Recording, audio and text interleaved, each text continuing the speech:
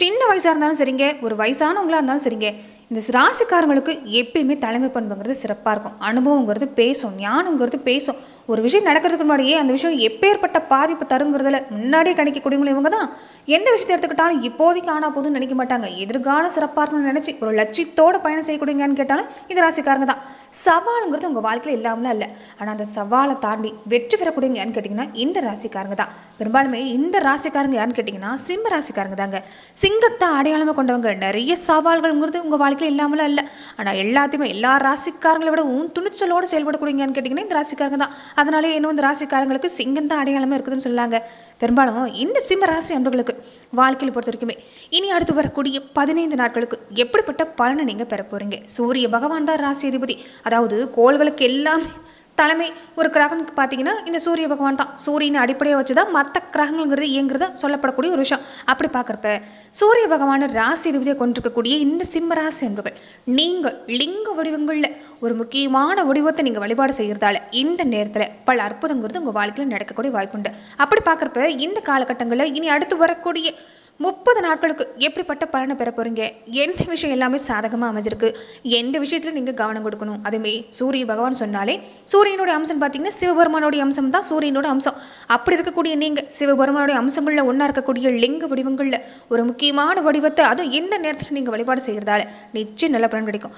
வரக்கூடிய பௌர்ணமி நாட்களா இருக்கட்டும், வரக்கூடிய கார்த்திகை தீபம் வரக்கூடிய நாட்களாகட்டும், இந்த லிங்கத்தை நீங்க தொடர்ந்து வழிபாடு செய்யறது ஒரு முறையாவது நீங்க தரிசனம் செஞ்சுக்கிறது கண்டிப்பா நல்ல பலனை ஏற்படுத்தி தரும். அப்படி எந்த லிங்கத்தை நீங்க வழிபடணுங்கிறதையும் இந்த பதிவுல பார்க்கலாம். அதுக்கு முன்னாடி நீங்க இந்த சேனலுக்கு புதியவரா இருந்தா இந்த சேனலை சப்ஸ்கிரைப் பண்ணிட்டு ஒரு லைக்கும் பண்ணிட்டு பின்தொடர்ந்து வாங்க பார்க்கலாம். மேலுமே இந்த வீடியோ பதிவை எந்த மாவட்டத்திலிருந்து நீங்க பாக்குறீங்கிறத மறக்காம சொல்லிட்டு போங்க. தொடர்ந்து உங்க வாழ்க்கையில பல்வேறு விதமான பிரச்சனைகளை நீங்க சந்திக்கக்கூடிய நபரா இருக்கிறீங்கன்னா, ஜோதிட ரீதியா தீர்வு காணும் நீங்க விருப்பப்படுறீங்கன்னா டிஸ்கிரிப்ஷன்ல தொலைபேசியின் கொடுக்கப்பட்டிருக்கு. ஜோதிட ரீதியான சந்தேகமா இருந்தாலும் சரி, உங்க வாழ்க்கையில நீங்க சந்திக்கக்கூடிய எந்த விதமான பிரச்சனையா இருந்தாலும் சரி, தாராளமா தொலைபேசி மூலமா தொடர்பு கொண்டு கூட உங்களுடைய பிரச்சனைகளுக்கு தீர்வு காணலாம். காலச்சக்கரத்துல 5வது வரக்கூடிய ராசி தாங்க இந்த சிம்ம ராசி. காலச்சக்கரத்துல இதயத்தை குறிக்கக்கூடிய ராசின்னு சொல்லுவாங்க. பெரும்பாலுமே கம்பீரமான தோற்றம் உங்களுக்கு சொந்தம் தாங்க. சின்ன வயசுல ஒல்லியான தோற்றம் இருந்தாலும் காலம் போக போக உயரக்கேத்த மாதிரி உடல்வாக கொண்டவங்களா இருப்பாங்க. அழகான கண்களுக்கு சொந்தக்காரங்க. நீங்க பேசுறப்ப கவனிச்சீங்கன்னா உங்க கண்ணையும் கையும் அசைக்காம இருக்க முடியாது. முன்கோபம் அதிகனாலுமே அனாவசியமா கோபப்பட மாட்டீங்க. கண்ணாலேயே எல்லாரும் கவர்ந்து தருவீங்க. கண்கள் மூலமா பேசக்கூடியங்கன்னு கேட்டீங்கன்னா இந்த ராசிக்காரங்க தான். முன்னோர் நட்சத்திரம் சொல்லுவாங்க இந்த ராசிக்காரங்களை. அதனால நீங்க எப்பவுமே முன்னோர் வழிபாடு செஞ்சுக்கிறது நல்லது. முன்னோரை நினைச்சு ஜோதி வழிபாடு செஞ்சுக்கிறது அதை விட நல்லதுன்னு சொல்லலாங்க. தன்னண்டி வரக்கூடிய நபர் யாரா இருந்தாலும், அது எதிரியா இருந்தாலும், ஆபத்துன்னு வந்துட்டா உதவி செய்யக்கூடிய உங்களுக்கு இந்த காலகட்டங்களில் ஆட்டி படைக்கக்கூடிய விஷயங்கிறது நிறைய இருக்குது. ஆனா உட்காந்த இடத்துல இருந்து எல்லாரும் ஆட்டி வைக்கக்கூடிய உங்களுக்கு இந்த நேரம் பொறுத்த வரைக்குமே கொஞ்சம் எல்லா வகையிலும் ஏமாற்றம் இல்லாமலாம் இல்லை. புகழ்ந்து பேசியே நிறைய பேர் காதை சாதிச்சுக்கிட்டே பின்னாடி இருந்து திட்டக்கூடியவங்க அதிகமா இருக்கிறாங்க. ஆனா எளிதில் மன்னிக்கக்கூடிய குணம் உங்களுக்கு இந்த இருந்துமே இந்த நேரத்துல நிறைய பாதிப்பு இல்லாமலாம் இல்லை. அப்படி பாக்குறப்ப சிம்ம ராசி அன்பர்களுக்கு இந்த காலகட்டங்களில் எப்படிப்பட்ட பலன் கிடைக்க போகுதுன்னா, குடும்ப வாழ்க்கையில பொறுத்த வரைக்குமே முன்னாடி எல்லாமே ஏகப்பட்ட கருத்து வேறுபாடு இருக்குங்க. எதனாலதான் சண்டை வருதுன்னே தெரியாது. ஆனா சண்டையும் சச்சரவுமா இருக்கும். வீட்டுல எளியும் புனியமா தான் இருந்திருப்பீங்க. ஒண்ணு குழந்தைகளுக்காக சண்டை பண்ணிருப்பீங்க, இல்லைன்னா வீட்டுல இருக்கக்கூடிய பெரியவங்க ஏதாவது சொல்லியிருப்பாங்க. அதனால உங்க குடும்ப வாழ்க்கையில கொஞ்சம் கருத்து வேறுபாடு இருந்திருக்கும். இல்லைன்னா மகனுக்கும் மகளுக்கோ ஏதாவது ஒரு வகையில அவங்களுக்குள்ள ஏற்படக்கூடிய மனசாபுங்கிறது உங்க வாழ்க்கையில கொஞ்சம் பாதிப்பை கொடுத்துருக்கும். அந்த நிலைமைங்கிறது நீங்க கூட வாய்ப்பு இருக்குது.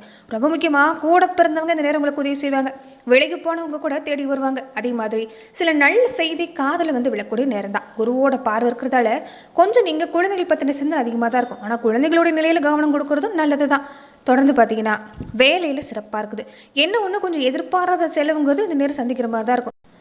அதனால செலவுகளை கொஞ்சம் திட்டமிட பாருங்க. சூரியனோட அமைப்பை பொறுத்த வரைக்குமே மன உளைச்சல் இல்லாமல இருக்காதுங்க. சாதாரணமா ஒரு விஷயம் சொல்லிட்டு போயிடுவாங்க. ஆனா அந்த மனசுக்குள்ள போட்டு குழப்பிக்குவீங்க. உங்க உடம்பு நீங்களே கெடுத்துக்குவீங்க. அதனால மன உளைச்சல் வேண்டாம். கோபமான வார்த்தை யார்கிட்ட சொல்றது வேண்டாம். ஏன்னா விரோதத்தை விலை கொடுத்து வாங்கக்கூடிய நேரம். உங்களை புரிஞ்சுக்காதவங்களுக்காக நீங்க புரிய வைக்க முயற்சி செய்யறது இந்த நேரம் வீண்தாங்க. அதனால யார்கிட்ட பேசுறதா இருந்தாலும் எச்சரிக்கையோட பேச பாருங்க. மனசு சங்கடப்படுற மாதிரி பேசுறாங்கன்னா அவங்களை விட்டு விலகி இருக்கிறதே நல்லது.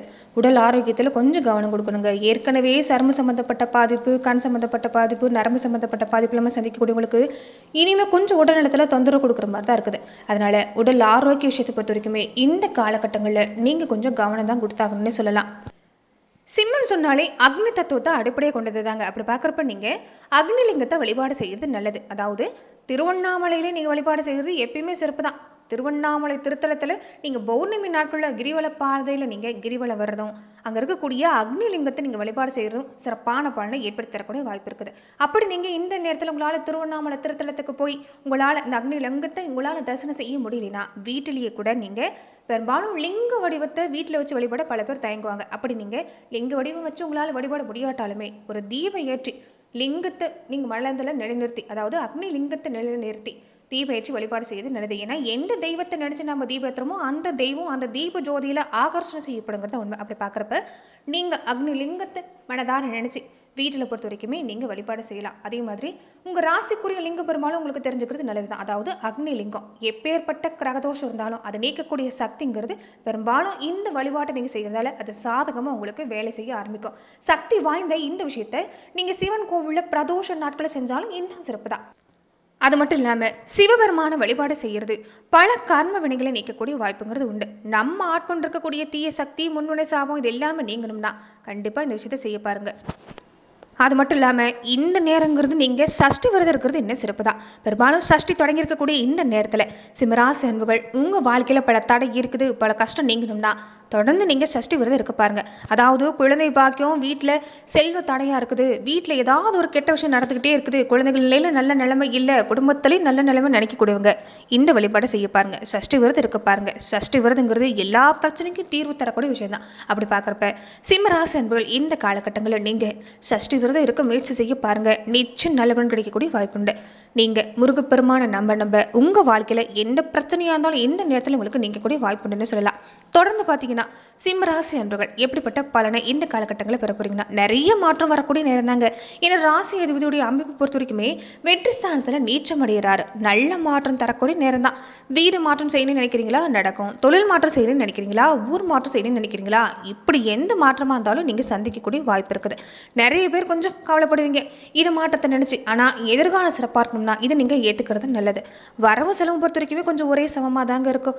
வரவு ஒரு பக்கம் கொண்டு வந்தீங்கன்னா பின்னாடி செலவு இருக்கும். அதே மாதிரி கூட பிறந்தவங்க வகையில கொஞ்சம் இந்த சகோதரியா இருக்கட்டும் சகோதரர்களா இருக்கட்டும் அவங்க வகையில இந்த நேரம் கொஞ்சம் செலவு காத்திருக்குதான சந்தோஷமான நிகழ்வு தான். வேலையிலுமே எதிர்பார்க்கக்கூடிய சம்பள உயர்வு கிடைக்கும், பதவி உயர்வு கிடைக்கும், நல்ல சம்பளத்தோடு இருப்பீங்க. நிறைய பேர் வேலை ரீதியாக கொஞ்சம் மனசாம்பு சந்திக்கக்கூடியவங்களா இருப்பீங்க. அவங்களுக்கு உங்க மனசுல இருக்கக்கூடிய மன வேதனை தீரக்கூடிய வாய்ப்பு இருக்குது. ரொம்ப ரொம்ப முக்கியமான விஷயம் நல்ல குழந்தைகளை பெற்றிருக்கக்கூடியங்கன்னு கேட்டீங்கன்னா இந்த சிம்மராசிக்காரங்க தான். ஆனா சமீப காலமாகவே குழந்தைகள் வழியில பாதிப்பு சந்திக்கக்கூடியவங்களுக்கு குழந்தைகள் உங்க மனசு புரிஞ்சு நடந்துக்க ஆரம்பிப்பாங்க. மனவேதனை பாதி தீர்ந்துருச்சுன்னே சொல்லலாம். வயசானவங்களா இருந்தா மட்டும் இந்த நேரத்துல கொஞ்சம் உடல் நலத்துல இன்னும் கொஞ்சம் பாதிப்பு இருக்கும். என்னன்னு பாத்தீங்கன்னா இந்த மூட்டு சம்பந்தப்பட்ட பிரச்சனை, கைகால் வலி, அதே மாதிரி உடல் வலி சம்பந்தப்பட்ட பிரச்சனை கொஞ்சம் இந்த நேரம் கொடுக்கும். ஆனா பெருசா தொந்தரவு இல்லை. அதே மாதிரி இந்த நேரத்துல கொஞ்சம் எதிர்ப்பாளின வகையில எச்சரிக்கையா இருக்க பாருங்க. அதுவும் இள வயசுக்காரங்களா இருந்தா இன்னும் கொஞ்சம் நீங்க கவனம் கொடுக்கறது நல்லதுதான். நீங்களாவே யாரையும் தேடி போகிறது வேண்டாம், கொஞ்சம் பொறுமையா இருக்க பாருங்க. ஆனா தொடர்ந்து நீங்க ஆலை வழிபாடு செய்யறது, மனசுல உங்க குலதெய்வ கோவிலுக்கு தொடர்ந்து வழிபாடு செஞ்சு மனசு ஒருநிலைப்படுத்திட்டு வருது பல துன்பங்களை விளக்கக்கூடிய வாய்ப்புங்கிறது நேரம் அமைஞ்சிருக்குது. அதிசார குருவோட மாற்றங்கிறது இனி வரக்கூடிய நாட்கள் உங்களுக்கு ஒரு நல்ல பலனை ஏற்படுத்தி தரக்கூடிய நேரமா தான் சிம்மராசி அன்பர்களுக்கு அமைஞ்சிருக்குன்னு சொல்லலாம். தொடர்ந்து பாத்தீங்கன்னா நட்சத்திர ரீதியா சிம்மராசி அன்பர்கள் எப்படிப்பட்ட பலனை பெற போறீங்கன்னா மகம் நட்சத்திரக்காரங்களுக்கு இந்த காலகட்டம் ஜென்ம ராசிக்குள்ள கேது இருக்கிறார். அதனால கொஞ்சம் எடுத்தெடுப்புல எல்லாம் நல்லபடியா நடக்காதுங்க. தட தாமதம் தான் கொடுக்கும். ஆனா யாருமே பெருசா நம்பிடாதீங்க.